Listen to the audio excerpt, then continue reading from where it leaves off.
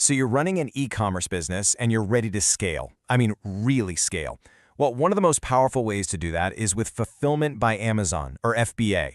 Today, we're going to break down the exact step-by-step process for getting your products into Amazon's hands for 2026. Does this look familiar? I bet it does. You've got an amazing product. The sales are starting to roll in, but suddenly, your entire apartment is turned into a warehouse. You're spending all your time packing boxes and making trips to the post office instead of actually, growing your brand. This right here, this is the exact problem FBA was built to solve. I mean, just look at the difference. It's like a tale of two sellers. On the left, you've got the self-fulfillment grind, late nights, endless tape, and slow shipping times. But on the right, that's the FBA life. Amazon takes care of all the heavy lifting, which frees you up to focus on what matters. And the best part? You get that beautiful Prime badge, which means lightning-fast shipping and, let's be honest, way happier customers. And this isn't just about making your life easier, it's about being competitive. A whopping 85% of the top sellers on Amazon use FBA. And that is not an accident. FBA is the engine that drives serious success on the platform. If you want to play in the big leagues, this is how you do it. But, and this is a big but, there's a catch. Getting your stuff to Amazon is one thing. Doing it right is a whole other ballgame.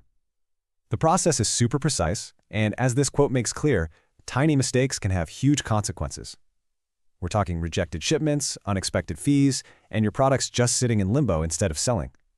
So let's make sure we do this the right way. Okay, so let's get into the solution. Before you even think about clicking that Create Shipment button, you need to have a solid foundation. Think of this next part as your pre-flight checklist.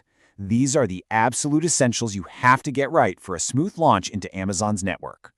These are the 6 non-negotiables. You gotta have a professional seller account to even play. Your product needs to be live on Amazon with an ASIN, that's its universal ID, and your own personal SKU. Next, you need that special FNSKU barcode assigned. You also have to make sure your product is compliant and that you understand any special prep it needs. And finally, of course, a valid ship-from address. Get these 6 things locked in and you are ready to roll. So let's double-click on that FNSKU for a second because it is so important. The easiest way to think about it is like a social security number for your product. It's the one thing that screams, hey, this unit right here, it belongs to this seller. So if 10 other people are selling the exact same widget, the FNSKU makes sure that when a customer buys from you, they get your inventory. This is absolutely critical for quality control. You do not want your top-notch products getting mixed up with a competitor's. All right, our foundation is solid. Now let's get into the main event, the 4-step shipping workflow. This is basically your mission control for getting your products from your garage into an Amazon fulfillment center ready to be shipped out to customers. It really boils down to these 4 key stages. First, you create a shipping plan. That's you telling Amazon what's on the way. Second, you have to label every single item correctly. Third, you pack and prep everything exactly to Amazon standards. And finally, step 4, you ship it off. Simple, right? Let's dive into each one. Okay, step 1 is all about communication. You're going to hop into Seller Central and use the Send to Amazon tool. This is where you put in all the key details, where it's coming from, what's in the box, and exactly how many units. And a little pro tip, be absolutely meticulous here. Double, even triple check your quantities. One small typo at this stage can cause a massive headache down the line. When it comes to labeling, you've got a classic trade-off. Do you want to spend your time or your money? You can absolutely print and stick on all those FNSKU labels yourself. It costs you nothing but your own time, but you will need a good printer. The other option? You can pay Amazon about 30 cents an item to do it for you.